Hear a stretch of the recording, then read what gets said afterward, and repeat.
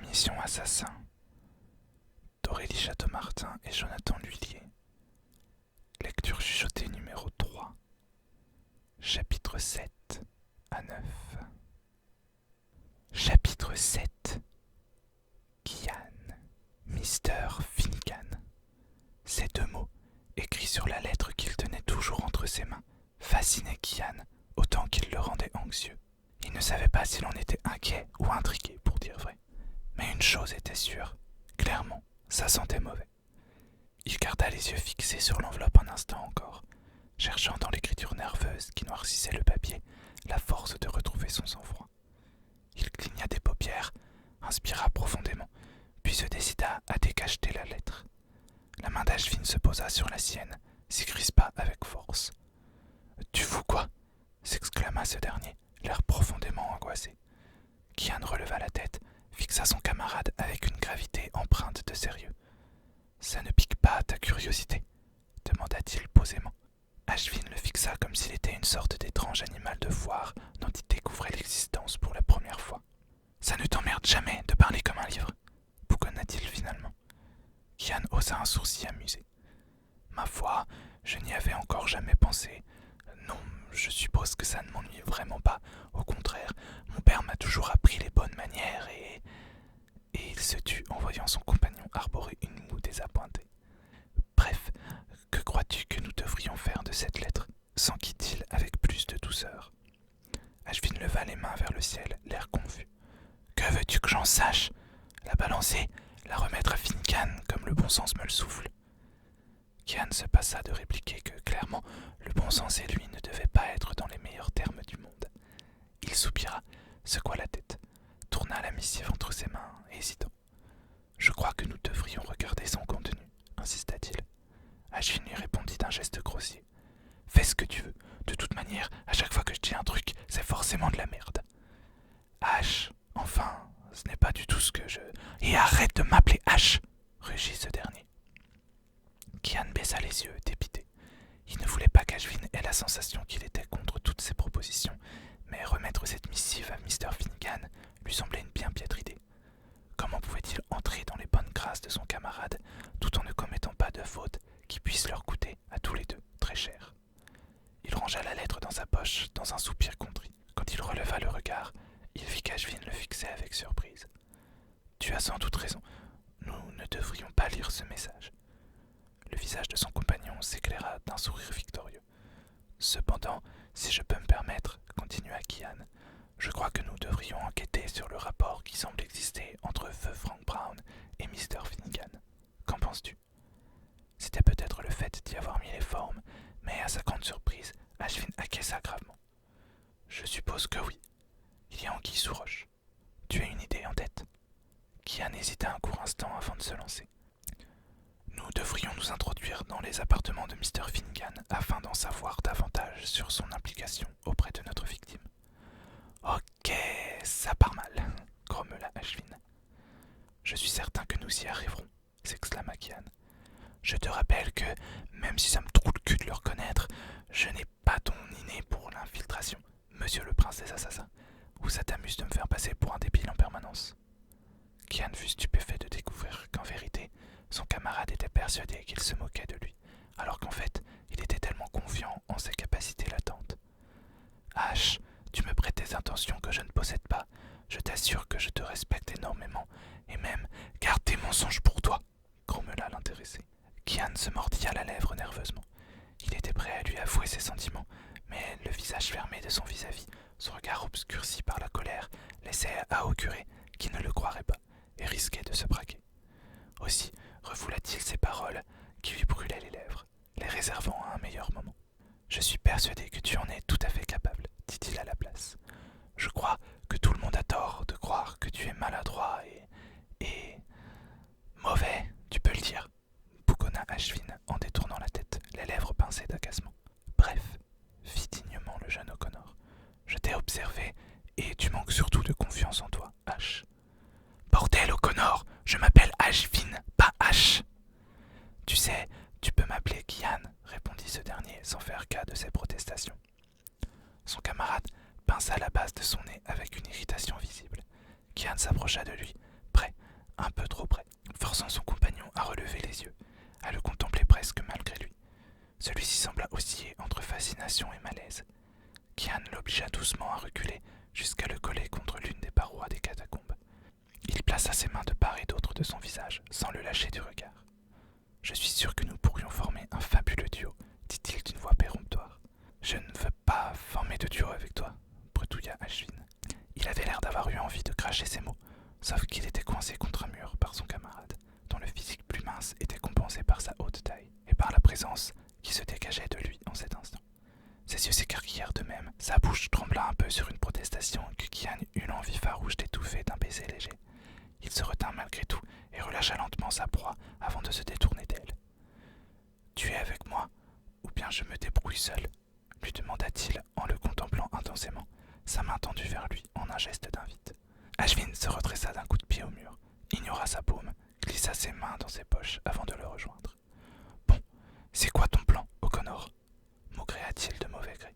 « On s'y prend comment pour s'introduire chez Finnegan et on y fait quoi ?» Kian lui offrit un sourire éclatant, heureux comme jamais à l'idée qu'Ashvin accepte sa main tendue. Ou plutôt, il l'avait refusée, mais il voulait bien travailler de concert avec lui, ce qui était déjà plus que fabuleux à ses yeux. Le visage fermé de son camarade lui répondit, le coupant dans son instant de grâce. Mr. Finnegan vit dans un appartement de l'académie, comme la plupart des enseignants, expliqua-t-il finalement. Ouais, donc impossible de crocheter une de ces maudites serrures. Je suppose que la sécurité est à son maximum. Pas vraiment, répliqua Kian, rêveur. Nos professeurs se pensent très protégés au sein de l'établissement, et pour cause, leur aile est entièrement sécurisée par un système très high-tech. Donc c'est bien ce que je dis, c'est mort pour y pénétrer, quoi. Tu oublies à qui tu parles, je crois, affirma-t-il. Ashvin leva les yeux au ciel. Mister Perfection, évidemment, grommela-t-il. Pour la perfection, je ne sais pas, mais j'ai de la ressource, et surtout un partenaire qui semble être un véritable crack en informatique. Cette fois-ci, Ashvin le fixa avec stupeur. Tu veux dire, tu veux... Il secoua la tête, cligna des yeux, choqué comme si c'était la première fois de sa vie qu'on le prenait au sérieux. Tu veux que je pirate le système de sécurité de l'aile des professeurs, lança-t-il d'une voix blanche. Kian lui sourit avec complicité et une tendresse non dissimulée.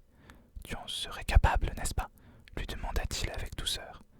Un instant, Ashvin resta silencieux, puis il finit par acquiescer gravement. Oui, affirma-t-il, cette fois avec fermeté. Je crois bien que j'en suis capable.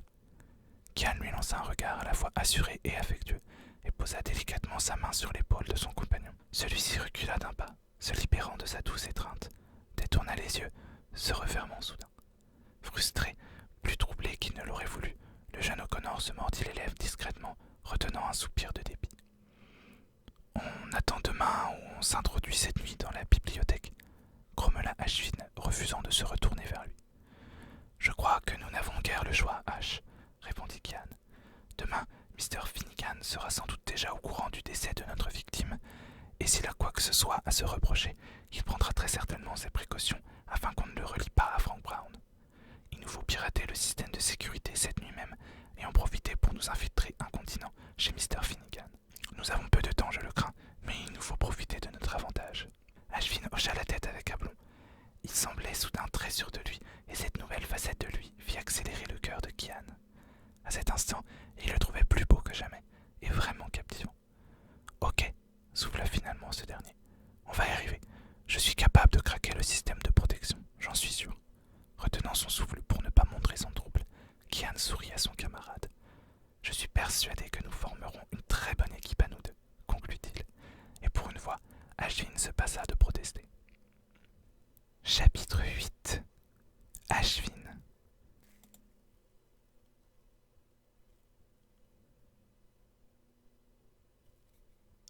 Hashtag Mission Assassin, lecture chuchotée, chapitre 8.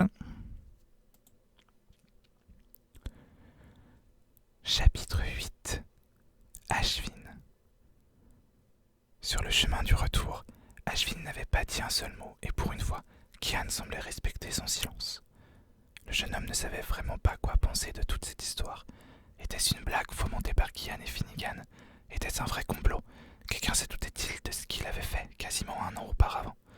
Il secoua la tête et préféra se concentrer sur autre chose, mais fut surpris de voir son esprit divaguer sur le regard si vert de son nouveau partenaire. Il secoua la tête de nouveau. Pourquoi songeait-il aux yeux de Kian? D'accord, ils étaient magnifiques, et à chaque fois que le garçon le regardait avec cette intensité si particulière, ça le perturbait bien plus qu'il ne l'aurait voulu. Ce n'était cependant pas une raison. Se concentrer, il fallait se concentrer. S'il s'agissait d'une blague, alors tant pis, il en avait vu d'autres. Mais si un complot était vraiment en train de se jouer, il ne fallait pas qu'il commette d'impair et fasse tout capoter, comme à son habitude. Bon, tant que ça concernait l'informatique, à dire vrai, il n'avait pas beaucoup d'inquiétude. En effet, le système de sécurité des professeurs était une facilité déconcertante à pirater. Enfin, non, pas du tout, c'était très compliqué, mais en comparaison du réseau Reaper, rien à voir.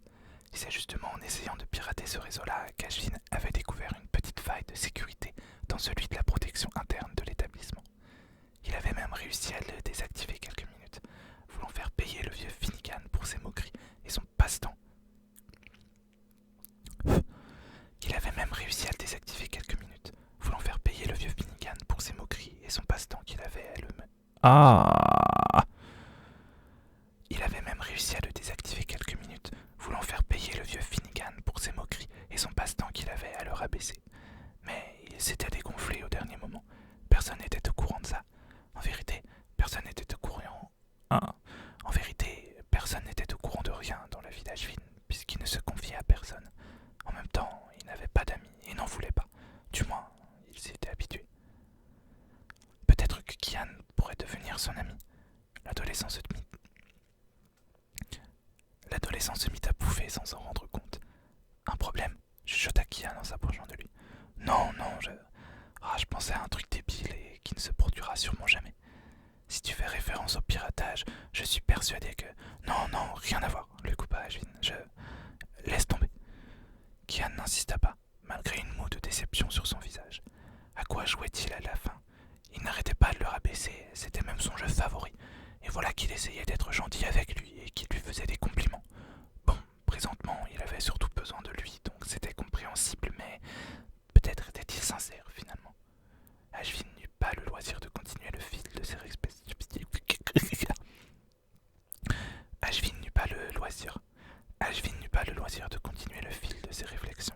Il se rendit compte, stupéfait, qu'il se trouvait déjà à l'intérieur de l'école.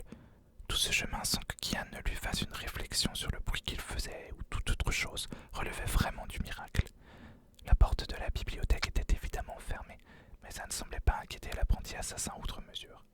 Il sortit un étui de sa poche et entreprit de crocheter la serrure. Évidemment, le petit prince avait tout le nécessaire sur lui. Pourquoi Ashvin n'était-il pas surpris? Ce qui le fascina cependant fut la facilité et la rapidité déconcertante avec laquelle il réussit à ouvrir la porte, le tout dans le silence le plus total. Nous y voilà, déclara Kian quand ils furent devant un ordinateur. Bravo pour ta discrétion sur le trajet. Maintenant, à toi de jouer. Le bel Irlandais lui fit un clin d'œil et afficha un visage si confiant qu'Ashvin en fut sincèrement surpris, mais aussi flatté. Chapitre 9. Kian. Kian avait beau n'avoir jamais douté des capacités d'Ashvin, il était malgré tout impressionné par la facilité avec laquelle celui-ci avait piraté le système. Dans ces conditions, et grâce à ce talent insoupçonné qu'il possédait, entrer dans l'aile des professeurs serait un jeu d'enfant. Si seulement le jeune apprenti parvenait à se concentrer sur autre chose que la douceur de la peau de son camarade, qui restait accrochée à ses lèvres, même bien après qu'elles aient quitté la chaleur de ce contact si délicat. Sans compter l'odeur d'Ashvin, délicieusement enivrante, qui perturbait atrocement Kian. Qu'est-ce qui lui avait pris de déposer sur sa joue ce baiser si léger? Il s'en sentait tout confus à présent. Il ne s'était pas retourné pour vérifier si son compagnon le suivait bien. De toute manière, il pouvait percevoir ses pas qui, pourtant, s'étaient fait plus discrets au fur et à mesure que celui-ci prenait confiance en lui. Un changement semblait se produire en lui, alors qu'il réalisait ses propres talents. Cette simple idée faisait sourire Kian, qui, lui, avait toujours cru en Ashvin. Et il se sentait très fier de le voir gagner en aplomb, en assurance. Cela se ressentait à tout niveau. La preuve, il n'avait même pas râlé concernant le baiser. Bon, pour dire vrai, Kian ne lui en avait pas laissé le temps ni la possibilité, en s'esquivant aussitôt et en quittant la bibliothèque sans l'attendre. Enfin, si, bien sûr qu'il l'attendait, il avait conscience d'être beaucoup plus rapide que son camarade camarade, mais il voulait donner la sensation qu'il ne l'attendait pas. D'abord, parce qu'Ashvin était quelqu'un de digne, qui ne supportait pas de se sentir amoindri et d'avoir la sensation d'être inférieur aux autres, ce que Kian comprenait, qui aurait apprécié franchement. Quand il y repensait, il détestait Mr. Finnegan qui, durant toutes ces années, avait été si terriblement cruel et injuste avec lui. Ensuite, parce qu'il était horriblement perturbé par le baiser qu'il avait osé donner si fugacement à Ashvin. Ce souvenir le torturerait sans doute pendant longtemps, tant il lui avait paru à la fois délicieux et profondément déstabilisant. Oui, pour la première fois de sa vie, Kian se sentait complètement déstabilisé, remué par un simple baiser. Oh, peut-être que tout le monde se serait moqué de sa candeur. Après tout, la plupart des apprentis assassins n'étaient pas des enfants de cœur, et nombreux étaient ceux qui se vantaient de leur conquête, parfois de tous bords. Mais le jeune O'Connor n'avait pas été éduqué de manière volage. Il n'avait jamais été frivole.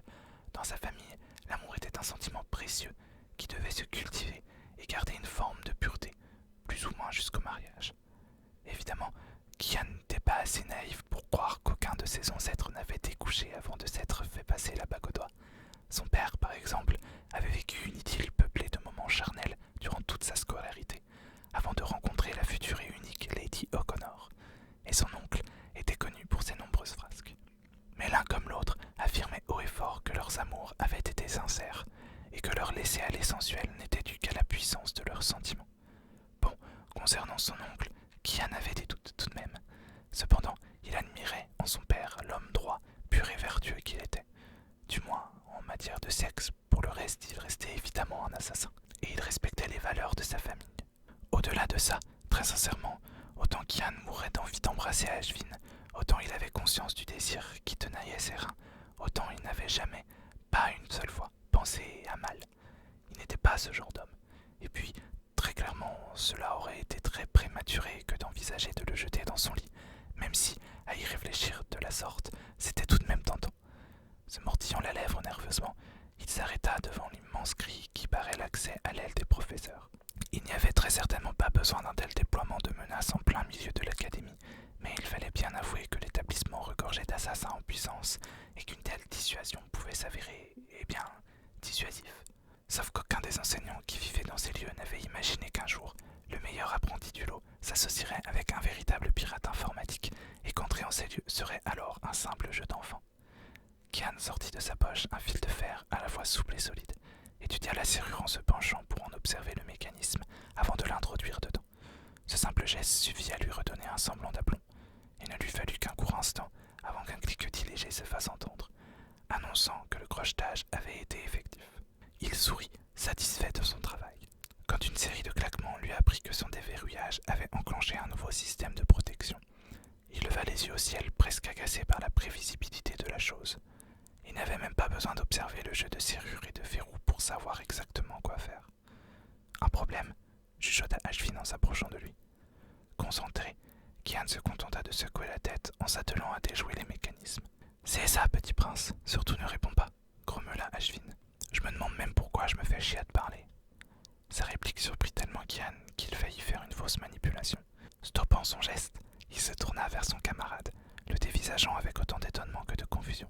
« Pardonne-moi, Ash, je suis juste focalisé sur ce que je fais. Excuse mon manque de réponse, je ne voulais pas t'ignorer. » Ashvin le fixa d'un air mauvais qui attrista Kian. Celui-ci tenta un sourire qui lui sembla un peu penaud.